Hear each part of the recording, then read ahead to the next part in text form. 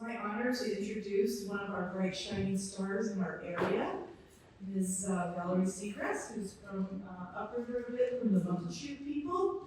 Valerie is a mother, an auntie, a sister, a daughter, and just an all-around amazingly positive and beautiful human. She is the co-founder of Tahoma Peak Solutions, which is working with tribes to help access our foods better. She's a Native Nutritionist and Educator, and I would like to welcome Valerie, our keynote speaker.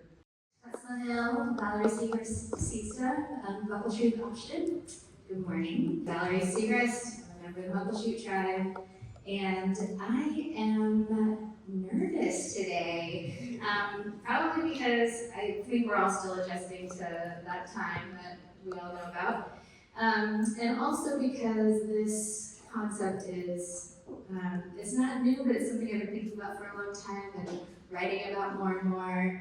This is the first time I'm doing this slideshow, so I hope technology is going to be kind to me today, and that it all makes sense, I guess. But it's so great to see you all here. I was reflecting on this gathering on the way in and how much it's grown over the years. I remember it was like a sliver of a hallway at one point. And so great job, to Charlotte and the committee and folks who have just been like dedicated to building this over time, because the room is full, and that is so cool. And it's a bigger room. So it's just a testament to the generosity and the power of what happens when we can all really be advocates. And I think for me, that's really what eating at the old growth table means. It is about taking a seat and really thinking, reflecting and meditating deeply on the foods that are on our table, the table that holds it all together, and the knowledge that comes with all of that. And so I'm going to attempt to try to explain that sort of deep feeling that I get when you're excited to eat that first piece of spring salmon, or that ripe huckleberry warmed by the sun off the bush, or digging up camas balls, which we're all getting ready to go do, or planting those beautiful seeds that are being gifted to everybody today. So, okay. I have to start with talking about a time of change, though, because I can't help myself. But when I first started studying nutrition, I remember thinking about how, it's not like we woke up one day and decided to stop eating our traditional foods in our communities. And I was studying at Northwestern College at the time. I got my American Indian Studies degree from them. And it's hard content to take in, to process. There's a lot of anger I felt daily, studying, writing, processing it all.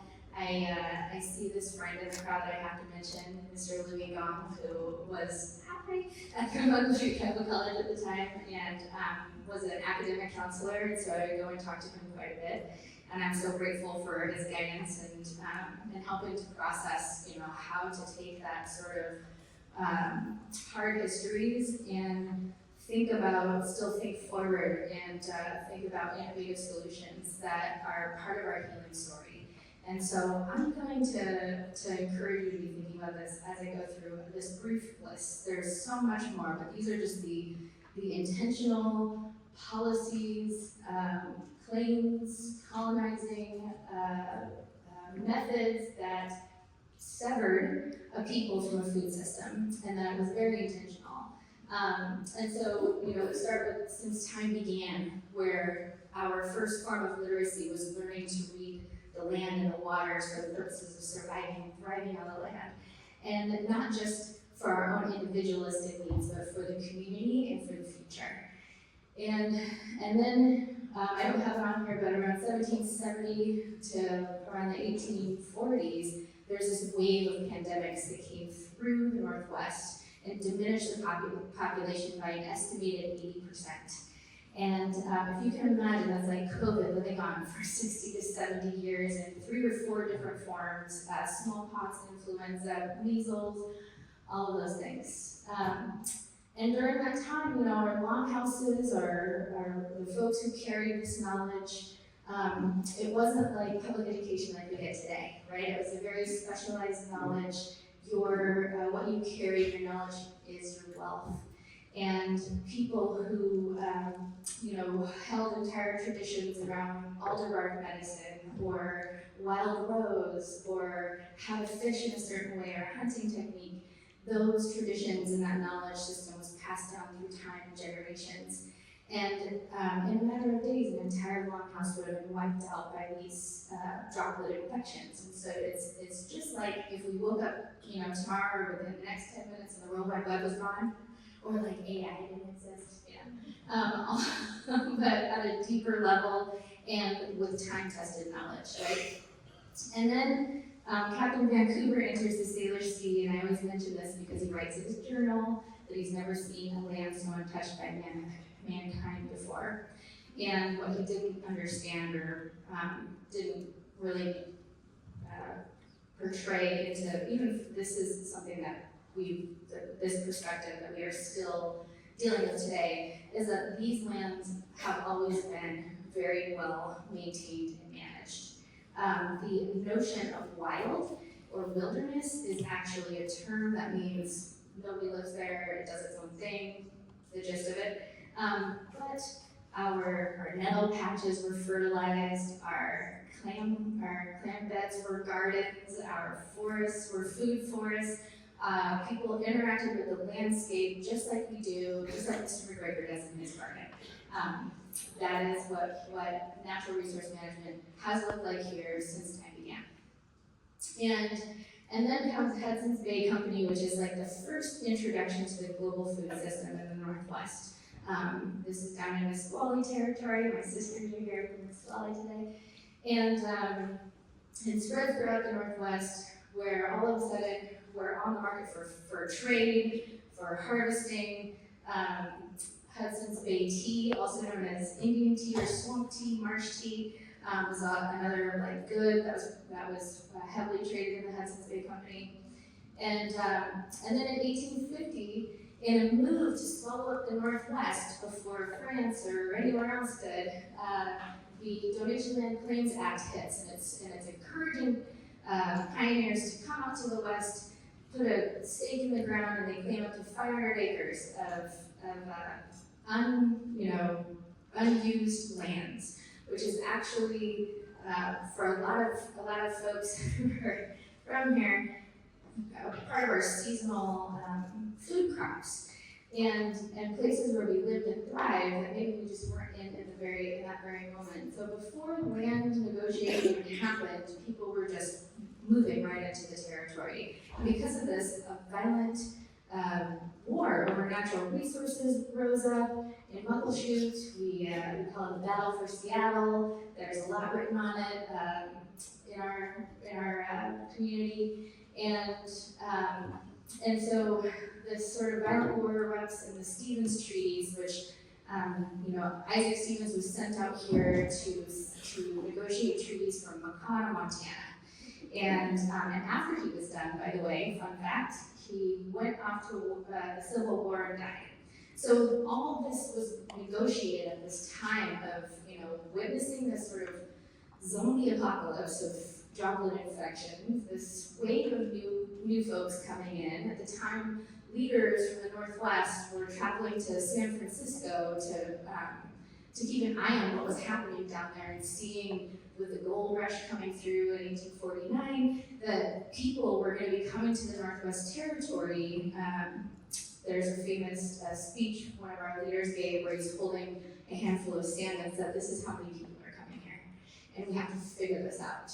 And so a lot of folks thought differently about our treaties. And several of our lawyers will interpret for us that, treaties in the Stevens negotiations were a little bit different from what had happened east, or some of the first treaties that went down. We actually did have some leverage. We actually did ask for certain things and accommodations, but were they honored? Not really. Are we still trying to figure that out? Yes, we are. And then after that comes from 1870 1930s, the Indian boarding school era, which in my opinion is the darkest era of American history. And this is where Native children are not only taken from their homes, stripped of their cultural identity, but this transmission of knowledge is completely disrupted. And I just went down this rabbit hole last week and found some rabbits about how every child was given, the Carlisle boarding schools actually have in their online archives this information, but every child was given a card taking their age, height, weight, and when families would write or demand for their children back from these schools, they would write back with this information, this sort of health information, saying that they're gaining weight, that they're being fed, and that they're better off getting better nutrition by being in these boarding schools. But what they were being fed were these army rations. Army rations are designed to make you feel full, but and give you that like high boost of energy without actually investing any time in putting energy into the system. I don't know if that makes sense, but it's sort of it's the origination of the study of the calorie. This is where calories come in. And so the USDA started studying the baseline amount of calories that people need to be able to stay alive. And they figured that out through army rations, and also through Native children in boarding schools. And that looked like poor quality fats, it looked like processed flour, refined sugar, and for 8 generations, our children were fed this. Our palates, because we know through epigenetics, our palates can change, our taste preferences can change. So our palates have been refined to prefer these types of processed foods. And along with this comes, right out of the 1930s, we've got the World War I era, the Great Depression era, where they've taken that study and put it on the American public in general. And that's where the rise of home economics comes from, or women who were writing about how important it is to, feed people during a party really well for a low bucking cost. And basically what happens is the entire sort of hive mind thinking around food and food systems and how to feed people and be in relationship with one another is now introverted into a very individualistic and punitive model, really, because now we're looking at, as a nutritionist, which I often don't really like to tell people that that's what I am, we're looking at, cases of folks who are overthinking about what they're eating so much to the point where they need to know the exact origin of where that food came from and how fresh and clean it is. It's called orthorexia. That's this rising eating disorder. And so what I'm pointing this out because what happens in our community eventually affects everybody, right? And the next thing I want to point out is the 1950 first case of diabetes that is documented in the Northwest.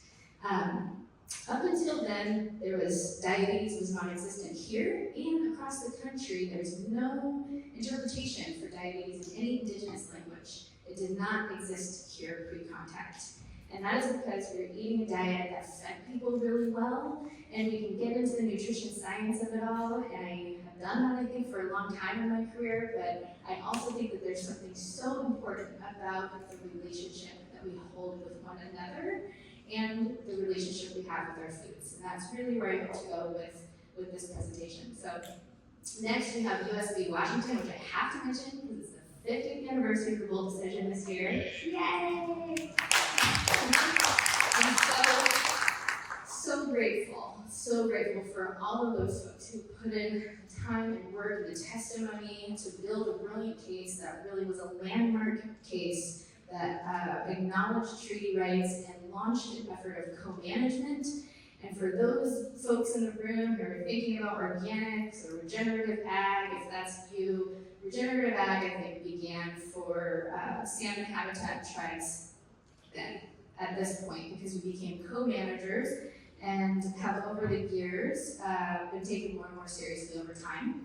And I'll talk more about some of the good stories around that later. But then in 1978, we also had the American Indian Religious Freedom Act. And up until then, it was illegal for folks to practice potlatching, which is a feasting tradition. It was illegal to have first food ceremonies. Our people were put in jail for that. And so the acknowledgement of our spiritual connection to food is also really important. So when I get asked quite frequently, like, are things okay? Like, what's going? Do you think things are getting better? And when I look at this timeline and I think about how I'm standing here today, I'm talking in this way. Like in the early 1900s, I might have been put in jail or killed. 10 years ago, there was some interest. Look at where we're at now. Yes, I do think that we're growing. There's a growing interest, and that is really important. So, what is old growth? We tend to think about old growth through forest ecosystems. Those like beautiful aerosols of old ancient trees, and that sort of euphoric hit that you get when you're walking through and wondering, like, what have they seen in their lifetime? What kind of documentation are they keeping in their tree runs? And they're keeping this beautiful story of, climate, of disease, pestilence, and times where things have shifted over time. We can see that in the story of those concentric circles inside of old growth stumps and scribed onto the tables that hold our food. I can't not talk about tree medicine because I'm that person, but now all this fun science is coming out saying, if you're just 15 minutes near a tree, your cortisol levels go down to baseline, your heartbeat gets in sync with the rhythm that the tree is putting off. Like, you can put those EKG machines on the tree and on yourself, and you'll be in sync with the tree, which is so cool. Like, how do we do that? The limonene aerosols, that like beautiful pine smell or cedar scent that comes out of their leaf, increases our natural killer cells in our bodies, so helps us to build immune systems, helps us to feel stronger. I mean, dang, they're so incredible to me. And their root systems will be like courteous to other trees, especially their young. So if there's like a heritage involved, that ancestral lineage between an older tree and a younger tree, they will diminish some of the nutrients they're taking from the soil so that the younger tree can take that. That to me is old growth knowledge. That to me is taking the experience of an elder and passing it on to a lesser experienced being. And that to me is elder knowledge systems. It also represents time-tested wisdom. We're in the era of research and science, which I'm a scientist, I love it. But I also think, when we're talking about plant medicines and it's so complicated, we look back in time and say, elderberry has always increased the immunity of people for thousands of years. We have testimony given to that. But science can be like, oh, but what about this certain piece and that certain piece, and it could increase mucus and that? Let's just look at the time-tested research findings and give it the credit that it's due. And then it inspires me to think about that archival piece and how to bring it back to revival. And that is this sort of thing that we see. I actually have, how many of you have seen this design scribed into nature somewhere? Like into a tree run, right? Into the wings of a butterfly, into leaf patterns. This design is, we have several different interpretations depending on the artist, but it leads like the ancestral eye, right? It's the oculus of the Salish design, and it's looking not just like here and now, where we're kind of trained to think this way through social media and just the world we live in. Like, tell me about what you're doing now. What am I doing now? Take pictures of that now. It's also something from the past that's looking, and also from here looking into the future. And when you're seeing that rung on trees that has this little design like in the stump, it's also a time, foresters call it like a time of disturbance, where the tree has decided to grow a new arm or take a different path. And I think that's really fascinating too.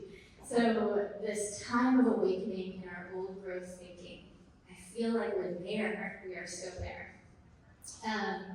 And we can do that by looking at the ancestors' pantry. So I think that we've got these, I'm constantly asked, how can I eat like the ancestors? And in my common day, modern diet, it feels so daunting. And what do I do? And I think that the first thing to really recognize is how diverse our ancestral diet was versus what's happening now. Our standard American diet, and most of the global diet actually, is consuming 60% of our intake comes from just 3 refined crops.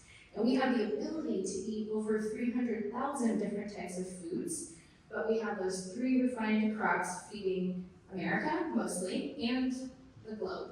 Because what we do here, we end up shipping off somewhere else too, eventually. So, in a Coast Salish diet, our ancestral diet, consisted of over 300 different kinds of foods that were eaten here pre-contact. This was a study that came out of the Bird Museum right here on campus. So, this notion of eating very few foods, the standard American diet is anywhere between 12 and 20 different foods in a year. We're given the illusion of diversity when we go to a grocery store. And so developing a relationship with your food, getting to know where it comes from, something about it, no matter what it is, really is actually a deeper, more rich experience than trying this numbers game, right? And we can do that by shifting our lifestyle and the way we live. So I wanted to talk about what's at risk here though. So we've got these shellfish. I'm so, you're gonna be super hungry for lunch, I'm excited. We've got clams, oysters, crabs, clams, these perfect little packages of nutrition. Just 3 clams, which come out to about 40 calories if we wanna go that route, is equivalent to an entire T-bone steak. Like the iron, the minerals, the proteins, everything that you're getting, right? So we get this high nutrient dense diet, low cal. And clams, shellfish are really struggling right now in our waters. They're having a hard time maintaining their form.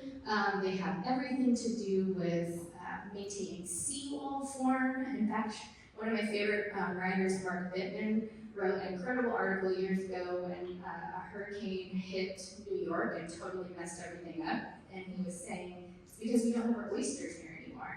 There are these native oysters that upheld this sea wall, and that really helped to maintain water flow and water patterns in our area. So these are very important. All of these foods right here are very important because they have ecosystem engineered qualities to them. They feed us very well, and they've been here on this planet for millions of years, and something in our ring of life on that tree is increasing their struggle. Something we're doing. That is the story that tree ring is going to tell about us. And in crabs, we've got billions of snow crabs that have gone missing in the last several years. The Bering Sea, we don't know where they went apparently. The 4-leggeds, I forgot to put a picture of a zebra up here. So I was talking about the damn zebra. I called my partners, he's a hunter and a fisherman, and all of his cousins, they hunt for the tribe quite a bit. And I was like, why are you and Leroy not out there hunting a zebra? Where are you? But anyways, but the 4-leggeds teach us, to me, the ultimate manifestation of all the plants on the forest floor. They embody that in our whole body. And then when we eat that thing as a community, we're all unified. We all understand the flavor of the land. And the ancestors here in our Coast Salish territory, there's testimony that their taste buds, their palates were so refined, they could tell you exactly what watershed you got that animal from, you harvested that animal from, or exactly what stream, you harvested those salmon from, or those fish from. So, to me, the 4-leggeds, we consider them the grandfathers and grandmothers of the forest. They're out there just sort of pruning and eating and manifesting these beautiful bodies that that do things that we can't do, you know? So that's pitiful humans. Look, the videos worked, finally, okay. We're having it working all along. I'm really excited about the videos. We also have winged ones, the grouse, the duck in our area, and I think of them as our teachers in the way that they help us read the landscape. You know, they're flying and identifying places, and sometimes when I'm flying down I-90, I'm doing the same thing too. You know, I'm like looking for, oh, there's hazelnuts on that ridge over there, or, you know, my ancestors just think I'm crazy, but life moves at a fast pace. But I'm thinking about, you know, that's how they see the world, and that inspires us to think about the world in that way too. When we deeply reflect on how these foods live a life in such a way where we too can live that life in such a way. The plant people, don't even get me started, this is my wheelhouse, but I will say, you know, we've got camas bulb prairies that are, every time I'm in one, they're blooming right now, by the way. If you really want to see, how many of you have seen a camas prairie? So just like, have more and more hands go for rear, which makes me so happy, right, Mo? Isn't that exciting? Woo, talk about seeds. I knew this, Mo Major, guys, I knew you were my friend when he handed me a box of camas seeds and an icebreaker mint container. He's a comrade, y'all. Okay, but camas prairies are, you know, brought here via glacier about 10,000 years ago. If you can think about a glacier about a mile and a half above our head, right now, that's what Seattle used to look like. And our people have been maintaining these beautiful lily bulb gardens forever. The worst harvester, don't write me out because I'll just stare at, right? I'll just stare at the flowers all day. I don't even harvest. But these bulbs fed people for a very long time, and now less than 3% of our camas prairies are still intact. So we've got to do something to make sure that these plants, this old growth food, continues to exist into the future. Huckleberries, we have over a dozen different varieties that grow here in the Northwest. These are the red huckleberries. They're high in vitamin C and electrolytes. They help balance our blood sugar. High in antioxidants, help our eyes to see really good and well. And high mountain huckleberry is struggling right now because the change in our climate is allowing fruit flies to be reintroduced into areas where berries have never been exposed to those fruit flies. And so there is an estimated 5 to 40% diminishment of our huckleberry crops in the near future. We've got to do something about climate change, not just at the water level, but at the high mountain glacial level as well. We're watching entire glaciers disappear on our mountain every day. I put violets up here because they're out now, and they're my favorite plant right now. But super edible, you can put them right in your salad, you can grow them. All these you can grow right in your garden at home, by the way. And then of course the salmon people, unless my video is working again, I'm excited. But, you know, we're considered the salmon nation for a reason. We have organized our lives around these beautiful fish for thousands of years. We still do to this very single day. And I'm just so grateful to have a teacher like the salmon. Because when we sit and reflect on what their work is in this world and how they get it done, how they're born in these freshwater streams, they travel, you know, they answer this call to go on a journey out to seawater. They're changing from freshwater to seawater. They're changing their environments. And if they didn't change and adapt to those environments, if they just practice like rigidity and like the polarization we're seeing everywhere nowadays, they would die. There's an enzyme that's released in their brain to help them understand that they're in a different environment. What is that enzyme action? I need to know what that is. And then they go out, they tonify their bodies, they collect minerals in the sea, and they answer the call to return home. And they head up those rivers, their ancestral rivers, knowing that they will not be returning to that journey, that they will be giving their life, they will spawn, and they will give their bodies for the next generation. And I wonder, like, that as Coast Salish people, that's what we're all about, right? We're dedicated to life eternal, and that is what old growth, eating at the old growth table is really all about. And so we have these sacred relations with these lots of things, but I'm really meditating right now on the elements, on our relationship with fire. Humans have this relationship with fire that has, in cooking terms, it's like what transforms ingredients, it's what makes things delicious and tasty, it's what we use to move things and transform things. We use fire on the landscape to help manage. We have all these beautiful relationships with fire and wind. In our creation stories, the wind shows up as the sort of like the change maker. It pushes things. That first wind comes to our area, and we know that the salmon are about to come up the river. The land, the language of the land, and how the landscapes are. I think about Tahoma all the time. It's just one of those. I'm lucky enough to have a beautiful view of this every single day, and I always think about like the heartbeat that comes off of that mountain. And I read this story recently that these geologists have these probes in there because they're always afraid that it's going to blow up today. And no big deal. And it turns out that she does sing a song every single day. This mountain is putting off these beautiful vibes every single day. If we can just center ourselves and think about the stability and the stick-to-itness that has, and how that can help serve us in our life, in our everyday work.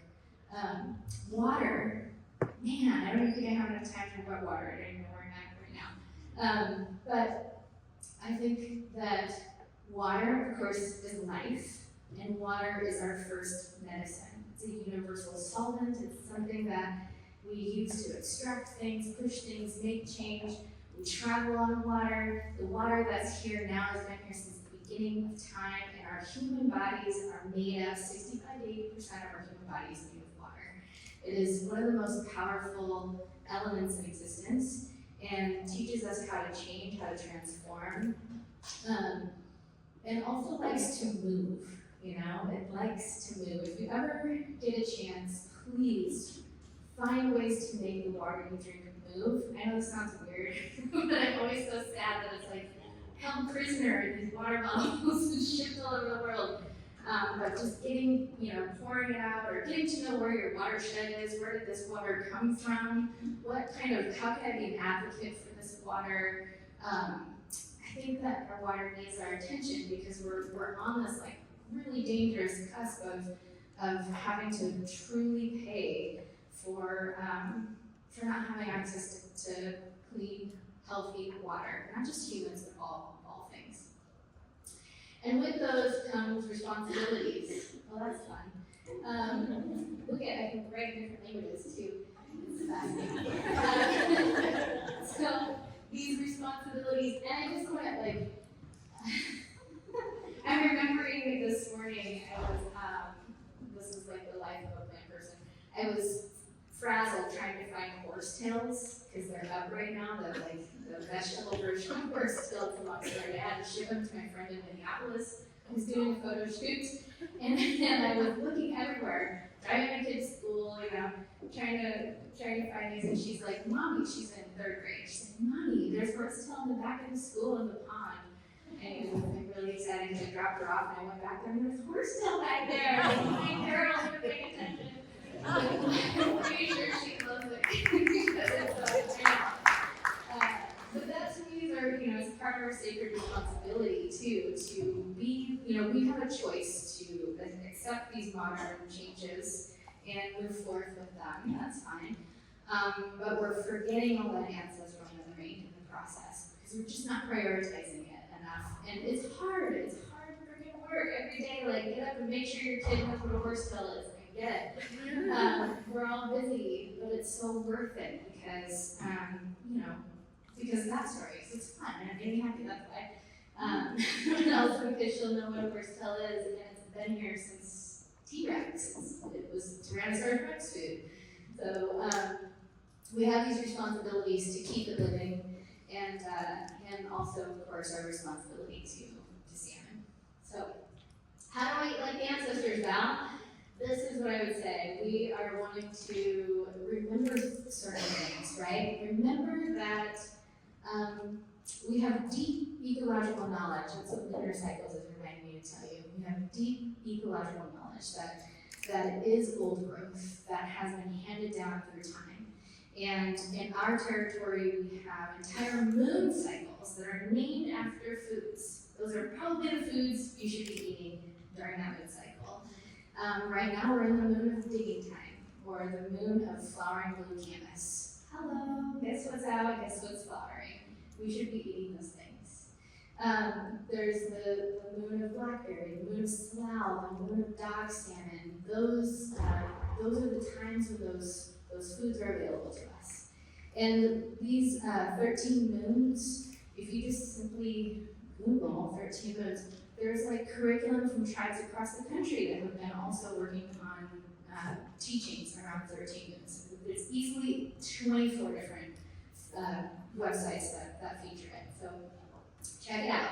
And also globally, up until the early 1800s, globally, we were all operating on lunar cycles.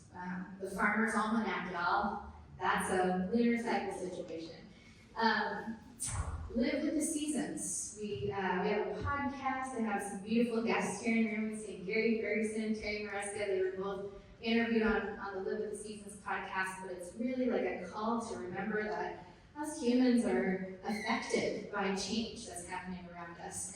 And when we can be in better sync and attuned to seasonal cycles, we can better understand what's going on in us internally. Like the springtime before those green nettles come shooting through the ground, I get a little bit like furious about everything, just being honest. And I think it's that like anger and angst, that it takes to kind of push through things. So I'm just welcoming the anger. And because I know it's just here to visit and then it will go away, right? The next season will come. And I'll be excited about blue flowering camas and daydreaming with the stars in lily bulb field. So it's all good, but living with the seasons can help us get in sync with the rhythm of the land and what we need in our bodies to help thrive and survive on the land. And then cultivating relationships with our foods.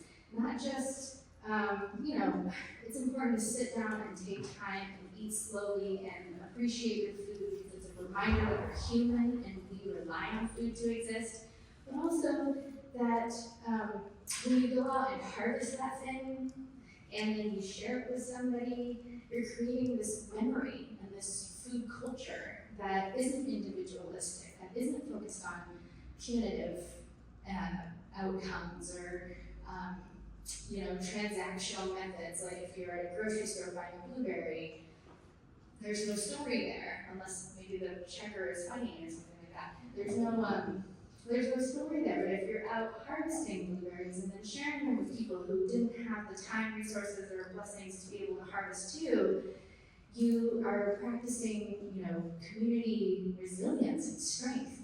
And so cultivating that relationship with food, at least one food, if everyone in this room dedicated themselves to like cranberries, hazelnuts, huckleberries, everybody, salmon, everybody did something, we would have the most coolest ancestral food system out there. We don't all have to do all of the things, but if you dedicate yourself to being an advocate to one thing, and the best example I can think of that is Billy Frank, right?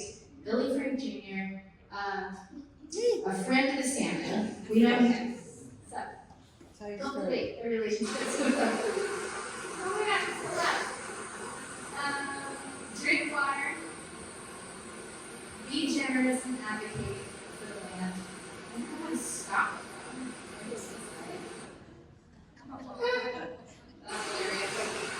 Remember that, okay. I asked technology to be kind to me. And then our food is our medicine. So drinking mostly water, I think I already got on my soapbox about that, but we are inundated with so many ridiculous sugary beverages these days. And I'm saying mostly water because you can also put plants in the water and then get, 1 cup of nettle tea is an entire calcium supplement, and your body doesn't have to worry about, like, is it chalk? Am I going to actually absorb it? Like, it's the water. You're actually going to instantly absorb it. You're going to feel great. That's why when people drink nettle tea, they feel really good and strong. And that goes for dandelion leaf tea or any other tea, right? You can take your water, put some plants in it, and guess what? It's got 0 calories if we're going to go there too. So drinking mostly water is actually really going to help you out. And I feel like people are on board with that nowadays, but man, I almost feel like we're also trying to like drown ourselves in water. Sometimes you see those people with the big jugs. That's me. I like them. And then be generous, be an advocate. I think generosity is, we're judged by our generosity here in Coast Salish territory. We try to be as generous as possible. That's why we're always, raising our hands up, giving gifts, and part of that gift economy is really having faith that your community sees the value that you have, but also understands that you have faith in them and that we're going to take care of one another. That we're not individualistic, that we are all in this together. And collectively, we've got to figure out how to advocate. And more and more, I'm thinking about the future and future generations who are going to, it's not a matter of if or when it's, or if it's when, things get really bad. How are they going to have the social emotional stamina to be able to face the challenges that climate change is going to bring to them? And we're seeing it now, but our ancestors had the foresight during, pandemic apocalypse to write treaties that have still the most powerful environmental legislation of these lands for us. And so how do we support the future generations when we're thinking about climate change, climate resilience, climate action? I think about it all the time now. And then also to just remember that our food is our medicine. And we aren't allowed to say that in health institutions or the USDA or wherever. But it's a fact. Our food is our medicine. And not just at the cellular level, but the part that combines us together as a community, that binds us together here and now, that brought us together from the past, and what is going to collectively hold us together in the future. We've got to stop this tossing people aside mentality, because we're all here for eternity, whether we like it or not, right? Humans have living legacies. I come from a Muckleshoot community where our families are bound together for eternity. So we have to figure this out now. I cannot cast anybody aside. We have to sit down and figure this out for the future. So to me, that's what eating at the old growth table means, is something I'm coming up with, really thinking about a lot, and I appreciate the ability to stand here today and share this with you. I feel really blessed to do that. You are all so kind and generous with your time, and thank you for coming and committing yourself to this beautiful movement that is really affecting the change that needs to happen to feed the future and feed them really well. So thank you.